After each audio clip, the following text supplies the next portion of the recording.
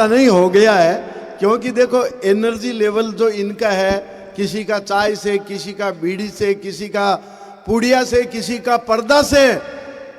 और आदरणीय मंत्री जी, आप भी एक संकल्प ले लो, पर्दा में 50,000 लोगों को यहाँ रोजगार मिल सकता है। एक जलेबी की फैक्ट्री खुलवा दो हरदा में। सब यार ये कह रहे हैं मैंने सारा काम पूरा कर दिया, तो अभी एक नया काम हमारे आदरणीय आपको दे दिया है, क्योंकि मोहब्बत की दुकान से काम नहीं चलता, फैक्ट्रियां खोलनी पड़ेगी। और मैं तो देखो सही बताऊं, वो चेतन चर्चित कह गया कि मुझे आप चाहे योगी जी को कुछ भी कहो, अमित शाह को कुछ भी कहो, नरेंद्र मोदी को कुछ भी गाली दो, मुझे परम आदरणीय राहुल गांधी जी के विरुद्ध कुछ भी सुनना पसंद नहीं है। मैं उनका खास आदमी हूं, इसकी विशेषताएं 2-3 बता देता हूं आपको। ऐसी बात नहीं है। अभी आपने पिछले दिनों देखा होगा, आदरणीय राहुल गांधी जी का एक मोटरसाइकिल की मैकेनिक की दुकान पर एक फोटो छपा, पेचकस लिए हुए। राहुल जी मोटरसाइकिल लेके वहां गए, मैकेनिक ने कहा स्क्रू ढीला है।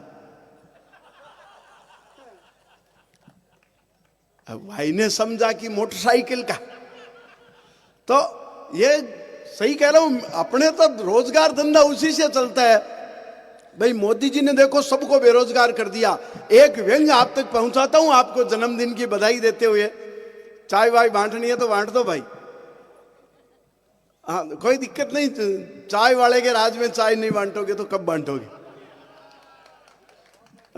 और बांटनी भी चाहिए। अच्छा, आपको मैं एक नया विषय देता हूं, केसरदेव मारवाड़ी की एक व्यंग्य सुनना। चाय का आविष्कार कैसे हुआ, केसरदेव मारवाड़ी के अलावा दुनिया में कोई नहीं जानता। जब सर समुद्र मंथन हुआ तो उस समय जो सबसे पहले निकला अमृत, देवता पी गए गटागट, उसके बाद निकला जहर, उसके बाद निकली वो शराब, राक्षस पी गए फटाफट, उसके बाद निकला वो हलाल जहर। किसी ने नहीं पिया तो महादेव को पीना पड़ा। वहां आदमी देख रहा था खड़ा खड़ा, उसके पल्ले कुछ नहीं पड़ा, तो उसने भगवान से ऑब्जेक्शन किया, भगवान अमृत देवता पी गए, जहर शिव जी को पीना पड़ा, जो शराब निकली दारू निकली वो राक्षस पी गए, मुझे कुछ पल्ले नहीं पड़ा। तो भगवान को उस पर दया आ गई। जो 3 खाली घड़े पड़े थे, एक अमृत का, एक जहर का और एक शराब का, तीनों को फोड़ा, फोड़ करके उसको जमीन में गाड़ा, तो वहां से एक पत्ती निकली। पत्ती में से जब उस पेड़ की पत्ती निकली, उस पत्ती को उबाला तो उसमें अमृत की सी मजा, जहर की सी कजा, दारू का सा नशा, टी टॉक्सिन, ई इटरनल, ए एल्कोहल, TEA, जिससे बनी चाय पत्ती, जिसको पीते ही खुल जाती है दिमाग की बत्ती। सही कह रहा हूं, आप तो बढ़िया बढ़िया सबको चाय पिला रहे हो। पीछे मातृ शक्ति भी बैठी है, मैं उनको प्रणाम करते हुए बताता हूं, क्योंकि चाय का काम इनका। वो मेरे गांव में एक बुढ़िया मरी, शाम को मरी, सुबह वापस जिंदा हो गई। सब लोग मिलने आए, गली के, मोहल्ले के, समाज के, और उस नौकरी से एक ही बात पूछे उस बुढ़िया से, बोले माँ जी आप 8 घंटे जिंदा हुई हो बाद में, तो आप 8 घंटे स्वर्ग में रही, नरक में रही, स्वर्ग में रही, नरक में रही। वो बुढ़िया माई परेशान हो गई, बोले बेटा मैं तो नरक में गई। बोले हो ही नहीं सकता माता जी, आप जैसी धर्म प्रधान, आप जैसी पतिव्रता, आप जैसी कर्तव्यनिष्ठ, आप नरक में तो नहीं जा सकती, आपको शायद पता नहीं चला होगा। उस बुढ़िया का जवाब सुनना और आनंद लेना। बोले आप 8 घंटे रही, आप नरक में तो नहीं जा सकती, आपको स्वर्ग का पता नहीं चला होगा। बुढ़िया बोली बेटा मैं 8 घंटे वहां रही, मेरे को किसी ने चाय का नहीं पूछा, तो वो स्वर्ग तो हो नहीं सकता। तो अपन इस आनंद मस्ती से जुड़ते हैं। मैं कुछ पंक्तियों के साथ, सर आपका जन्मदिन साल में एक बार ही क्यों आता है? कवि सम्मेलन 2 हो जाए साल में, क्या दिक्कत है? बड़े आदमियों के 2 आते हैं, महाराणा प्रताप के भी 2 आते हैं। मैं कुछ हंसी मस्ती आपसे जुड़ना चाहता हूं। अपनी सनातन परंपरा में सब चीजों के देवी देवता है, बल के, बुद्धि के, काम के, दाम के, रक्षा के, शिक्षा के, जल के, थल के, नभ के, देवता है सबके। पर हंसने हंसाने की न कोई देवी न कोई देव। मैंने ब्रह्मा जी से प्रश्न पूछा, मैंने कहा प्रभु हंसने हंसाने की न कोई देवी न कोई देव। भगवान बोले चल केसर देव, तो आप समझ गए होंगे, जम्बोदीपी आर्यावर्ते भारत खंडे राजस्थान प्रदेश है, केसर देव मारवाड़ी आपको हंसाने के लिए उतरे। मैं कुछ भाई समय हो गया, लेकिन मस्ती आप तक बांटना चाहता हूं, आनंद आप तक पहुंचाना चाहता हूं, छोटी मोटी बातों से जुड़ना चाहता हूं, एक व्यंग्य आप तक पहुंचाना चाहता हूं। मोदी जी से मेरी क्यों नहीं पड़ती सर, बताना चाहता हूं। मोदी जी कवियों के बड़े दुश्मन है। कवियों ने पाकिस्तान पर रचनाएं लिखी, बेचारों ने 10-10 साल तक मेहनत करके पाकिस्तान का मामला निपटा दिया, कविताएं खत्म। 370 पर कविताएं लिखी, 370 का मामला निपटा दिया, 370 की कविताएं खत्म। अब मैं तो इन कवियों को कहता हूं, वीरस वालों को, आप हिंदू राष्ट्र पर कोई कविता मत लिखना। इस आदमी का भरोसा नहीं, आपका नुकसान करने के लिए कुछ भी कर सकता है। आनंद मस्ती में इस व्यंग्य से आप तक बढ़ना चाहता हूं। सब लोग यहाँ, मुझे सबसे बड़ी खुशी हुई, आपको हर पंच, हर व्यंग्य, हरदा के लोगों को समझ में आ रहा है। आप कविता को इतने प्रेम से सुन रहे हैं। और ये एक जो मेरे साधु भाई बैठे हैं,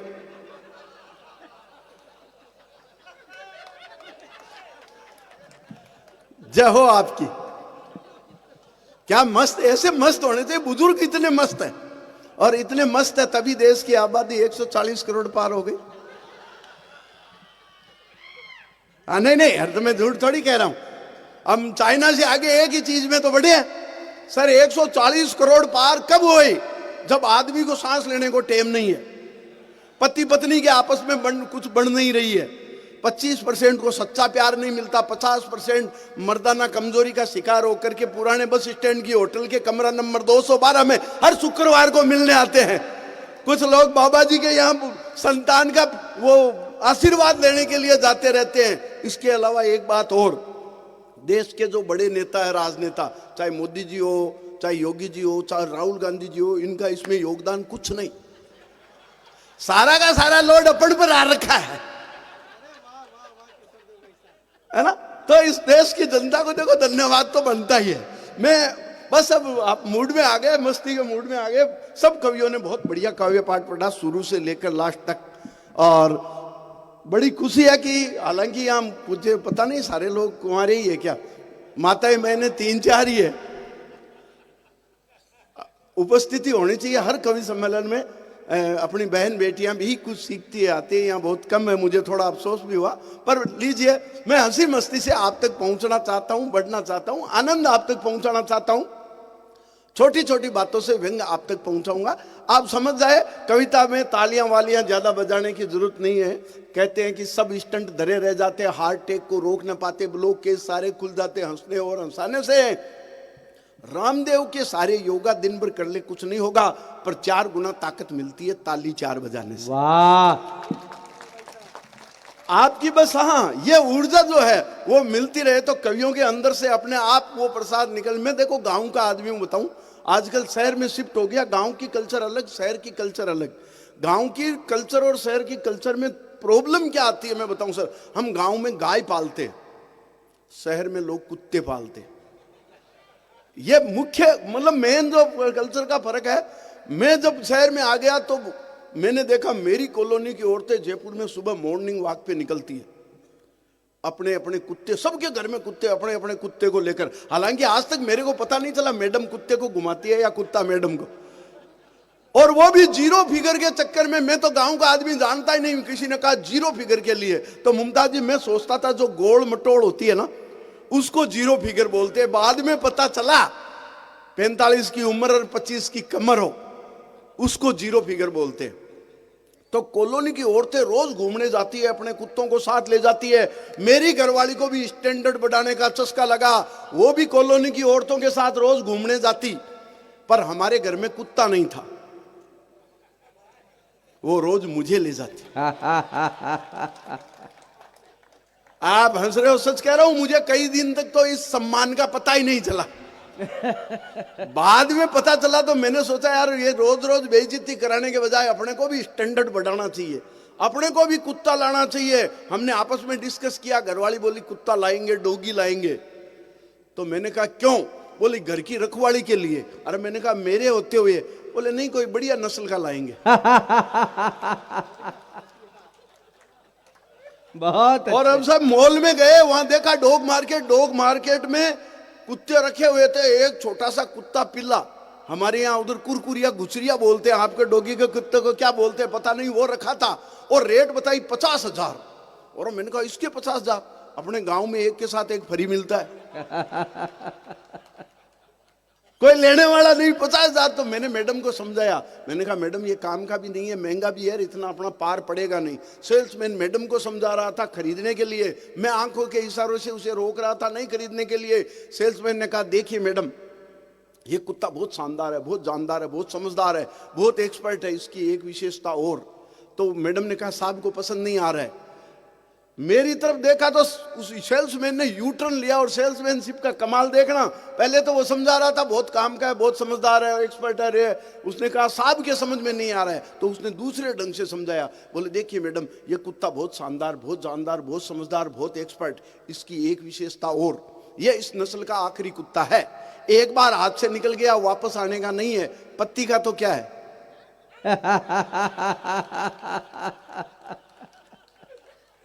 सच कह रहा हूं, ये एक्सपर्ट ने शहर की कल्चर, गांव की कल्चर में आजकल, मैं थोड़ा क्या गांव में पढ़ा हूं, सरकारी स्कूल में पढ़ा हूं। मैडम इंग्लिश मीडियम वाली, जब मैं मारवाड़ी में सरकाता हूं तो उसके पल्ले नहीं पड़ती, जब वो इंग्लिश में गिटपिट करती है तो अपने पल्ले नहीं पड़ती। देवी सिंह जी, इस प्रकार भगवान शांतिनाथ की कृपा से हमारे घर में बहुत शांति रहती। एक दिन मैंने उसको लाड लाड में कह दिया तू तो गेली है। अब वो इंग्लिश मीडियम वाली गेली का अर्थ ही नहीं समझे। उसने मेरे से खट काउंटर क्वेश्चन किया, व्हाट इज मीन्स ऑफ गेली। अब मैं थोड़ी कहता तू बावड़ी है, पागल है। अरे मैंने कहा गेली मीन्स लवली। अब यार इंग्लिश मीडियम वाली को कुछ भी कहो ना तो समझ में थोड़ी आता है। बोले व्हाट इज मीन्स ऑफ गेली। अरे मैंने कहा गेली means lovely, beautiful, charming, mind blowing, and you can say just like लेला। वो तो खुश होके मेरे गले लिपट गई, बोली then you are also very गेला।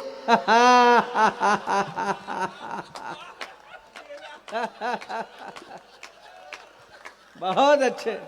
ये भाषा की मस्ती है सर, अपने गांव पढ़ने की मस्ती है। आजकल मैं जयपुर में शिफ्ट हो गया।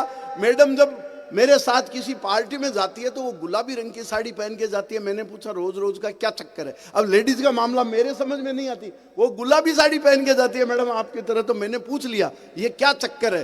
बोले इसे कहते हैं कलर मैचिंग कॉन्सेप्ट। अरे मैंने कहा समझो, मर्दों के क्या समझ में आए। तो बोले देखो जयपुर को कहते हैं गुलाबी नगरी, पिंक सिटी।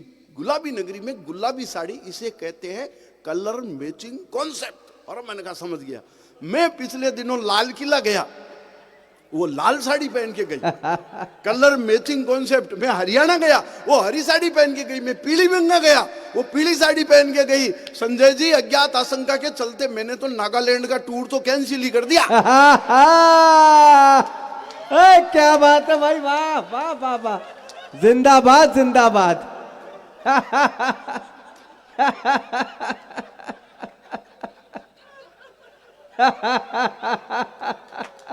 भाई जोरदार ताली बजाइए एक बार, जोरदार ताली।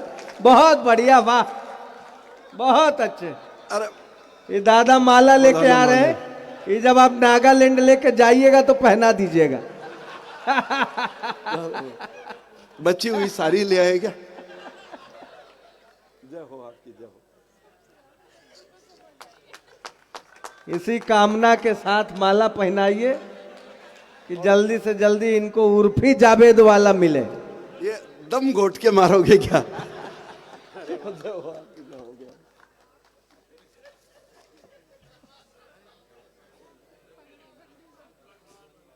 स्वागत है भाई। एक्चुअली क्या, इस माला से मुझे मेरी शादी का सीन याद आ गया। आदरणीय मंत्री जी, शादी के टाइम मैंने भी जो रोड शो किया था, जिसे हिंदी में बारात कहते हैं, आपकी भाषा में रोड शो होता है। शादी के टाइम मैंने भी रोड शो और प्रदर्शन किया था। एक कंवारी कन्या से गठबंधन किया था, एक कंवारी कन्या से गठबंधन किया था। उसको स्टेज पर माला पहनाकर समर्थन भारी किया था और अग्नि की साक्षी में एक घोषणा पत्र भी जारी किया था। लेकिन बहू मिली बहुमत नहीं मिला तो मेरी घोषणा पत्र की कॉपी फेक हो गई, मेरा तो बूथ ही कैप्चर हो गया, ईवीएम हैक हो गई। आजकल चुनाव हो या नहीं हो, वो रोज मुझसे लड़ती है। मैं अपने माँ बाप भाई बहन किसी को भी वोट दूं, वीवीपैट में पर्ची उसी के नाम की पड़ती है। क्या बात। हाँ, ये देखो थोड़ा बहुत तो फर्क आ ही जाता है। तो मैं आपको बता रहा था, वो एक गांव की औरत और एक शहर की औरत आपस में बस में बैठी, तो शहर में जा रही औरत ने बताया, अपना परिचय दिया। बोले तुम्हें पता है मेरा हस्बैंड इसरो में काम करता है, इसरो में। अब गांव की औरत क्या जाने, उसने बताया क्या इसरो क्या होता है। अब वो उसको समझा रही है कि बोले रॉकेट छोड़ते हैं, सैटेलाइट छोड़ते हैं, उपग्रह छोड़ते हैं। बोले वो कैसे जाते हैं, बोले जी यहाँ से रिमोट से बटन दबाते ही ऊपर चले जाते हैं। वो बहुत बड़ी कंपनी है, दुनिया के हिंदुस्तान के बड़े में काम करते हैं। मेरे हस्बैंड इतना बड़ा काम करते हैं, तेरे वाले क्या काम करते हैं। बोले देख तेरा इसरो वालों में काम करता है, मेरे वाला तो इशारों में काम करता है। बस के पीछे ही पीछे सामान लिए बापड़ा बैठा था उसका हस्बैंड, उसको यूं अंगुली से इशारा किया, वो पूरी भीड़ को चीरता हुआ आया और आते ही उसने उसे कहा वापस जाओ। बोले जी इतना दुख पाके आया, बुलाया क्या, मैं रिमोट चेक कर रही थी इंग्लिश। सच कह रहा हूं, मैं समुद्र के किनारे घूम रहा था बॉम्बे में, होटल के वो समुद्र के किनारे जूही चौपाटी पर। एक बोतल के ठोकर लगी, अंदर से जिन्न बाहर निकला। बोले क्या हुक्म है मेरे आका। मैंने कहा तू क्या कर सकता है मेरे काका। बोला एक इच्छा मांग लो, एक विश पूरी कर दूंगा। मैंने कहा अच्छा एक काम कर। बोले एक विश पूरी कर दूंगा। मैं आप खाटू श्याम जी और सालासर जी, आपने नाम सुना होगा, उनके बीच में मेरा घर है। तो मैंने कहा एक काम करो, खाटू श्याम जी के और सालासर बाबा के देश भर के लोग आते हैं, तो आप वहां एयरपोर्ट बना दो, सबके सुविधा हो जाएगी। जिनने मेरे को समझाया, बोले देख फालतू बावड़ी बात मत कर, पागलपन की बात मत कर, इससे तेरे को वो फायदा हो रहा हो, ऐसी चीज मांग, ऐसी विश मांग तो पूरा कर दूंगा। मैंने कहा अच्छा मेरे फायदे वाली चीज, तो तू एक काम कर, फिर मेरी लुगाई को मेरे कंट्रोल में ले आ। जिनने कई देर सोचा, फिर हाथ जोड़ के बोला एयरपोर्ट डोमेस्टिक बनाना है कि इंटरनेशनल।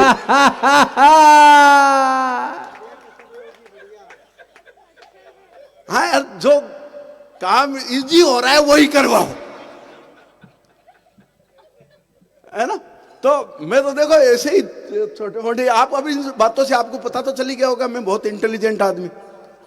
मैं कह रहा हूं क्लास में जब किसी सवाल का जवाब किसी को नहीं आता तो केसरदेव मारवाड़ी निपटाता था। और सर मैं इतना इंटेलिजेंट था, इतना इंटेलिजेंट कि मैंने तो तीसरी क्लास में ही साइंस बायोलॉजी ले ली थी। मैं हिंदी, अंग्रेजी, गणित, विज्ञान, सामाजिक ज्ञान, संस्कृत को छोड़कर बाकी सब्जेक्ट में बहुत होशियार था। अच्छा।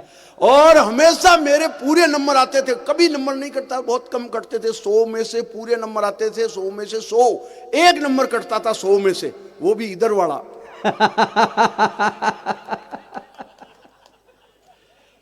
और हर सवाल का जवाब केसरदेव मारवाड़ी आनंद से देता था। मैं कुछ सवाल आप तक पहुंचाता हूं, हृदय है तो हृदय से एक बात शुरू करके बताता हूं। साइंस का कोई भी क्वेश्चन आता तो मैं निपटाता था सर। और एक विशेषता और, आज भी आपके बच्चे जाते हैं तो स्कूल पैदल जाते होंगे, अब थोड़ी सुविधा हो गई, स्कूटर मोटरसाइकिल या स्कूल बस आती है।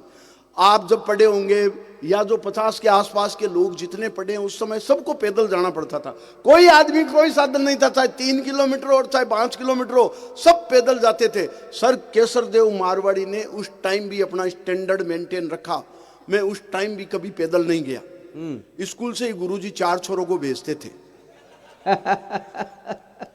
2 टांग पकड़ते, 2 हाथ पकड़ते, पूरे राष्ट्रीय सम्मान के साथ इसको।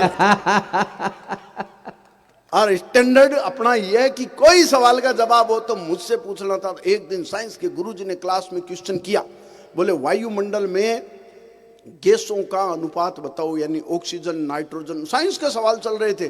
तो पहले बोले पदार्थ कितनी अवस्थाओं में पाया जाता है Ramesh, state of matter. Ramesh ने कहा सर ठोस, द्रव, गैस। बोले एग्जाम्पल देके बता रामलाल। रामलाल ने कहा सर दाल दाल दाल। तो गुरुजी ने किया ये सवाल, ये दाल एक साथ तीनों अवस्था में कैसे, तीनों स्टेट में कैसे। मैंने समझाया सर ऐसे, दाल जब बाजार से लाते हैं वो सॉलिड होती है, ठोस होती है। जब मम्मी उसे बनाती है द्रव यानी लिक्विड होती है, और जब दादाजी उसे खाते हैं उनके गैस बनती है।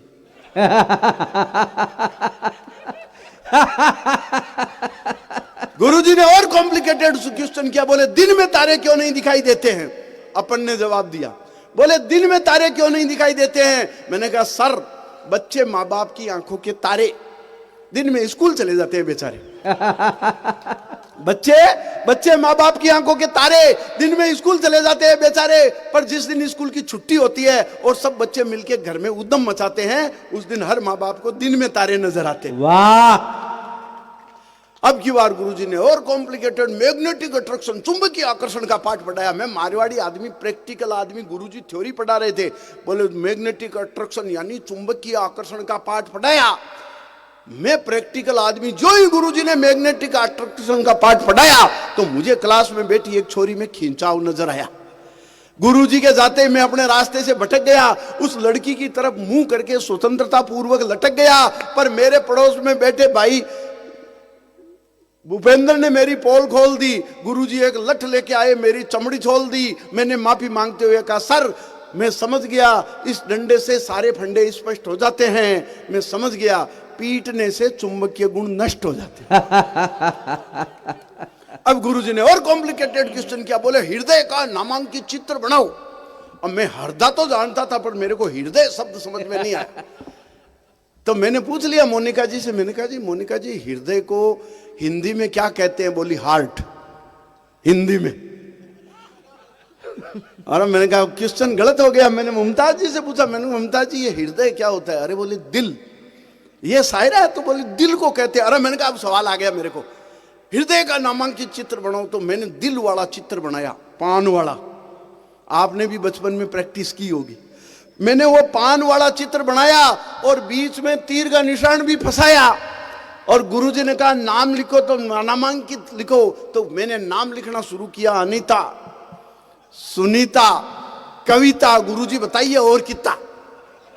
गुरुजी ने समझ बदल लिया। बोले मैथ्स कैसी आ रहा? मैंने कहा अपनी मैथ्स जोरदार।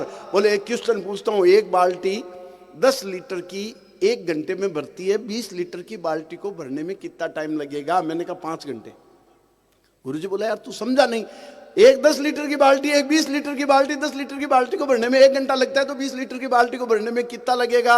अरे मैंने कहा सर कह दिया ना 5 घंटे।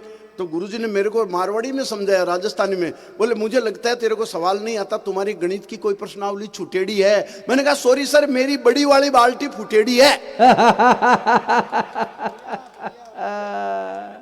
यार अपनी प्रॉब्लम गुरुजी को ढंग से समझाओ, तब गुरुजी के समझ में आता है। गुरुजी ने मेरे को कहा तेरे को संस्कृत आती है? अरे मैंने कहा सर एकदम बढ़िया संस्कृत आती है। तो गुरुजी ने मेरे को कह दिया कि संस्कृत का कोई श्लोक सुनाओ। मैंने कहा सर सुन जाओ, धन्नो धावती यदय त्वय बसंती लजाया परसन अस्ति। गुरुजी बेहोश, गुरुजी के बाप ने भी नहीं सुनी थी ये परिभाषा। बोले मेरे को ये श्लोक भी सुनाओ और इसका हिंदी अर्थ भी बताओ। मैंने कहा सर सुन जाओ, हिंदी अर्थ भी सुन जाओ।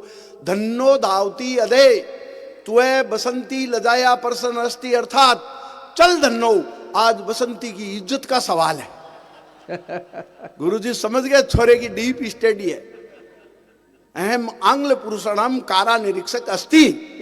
हम अंग्रेजों के, गुरुजी समझ गया छोरे ने पढ़ रखा है। गुरुजी ने सब्जेक्ट बदल लिया। बोले तेरी इंग्लिश कैसी आ रहा? मैंने कहा सर इंग्लिश का तो पूछो ही मत, एक्सपर्ट। तो गुरुजी ने कहा देख समझ गया मैं, तू स्कूल का रिजल्ट खराब करेगा, एक काम कर, बेस्ट फ्रेंड का ऐसे रटाता हूं रट ले। कई वर्षों से आया नहीं है, वो इंपॉर्टेंट भी है, नहीं भी आए तो खाली कॉपी छोड़ने के बजाय बेस्ट फ्रेंड का ऐसे रट देना। हृदय वालों में बताऊं, गुरुजी ने बताया था जैसे, ठीक वैसे का वैसे मैंने रट लिया बेस्ट फ्रेंड का ऐसे। आप भी सुनिए कैसे। I have many friends, mister Ramlal is my best friend, he usually come to my house, my mother also love him, and a friend in need is friend in deed. पर गड़बड़ हो गई, एग्जाम में बेस्ट फ्रेंड की जगह father का ऐसे आ गया। पर अपन तो मारवाड़ी आदमी, जहां जहां फ्रेंड लिखा था वहां वहां मैंने फादर घुसेड़ दिया। I have many fathers, mister Ramlal is my best father. बहुत अच्छे। He usually come to my house, my mother also love him, and a father in need is father in deed.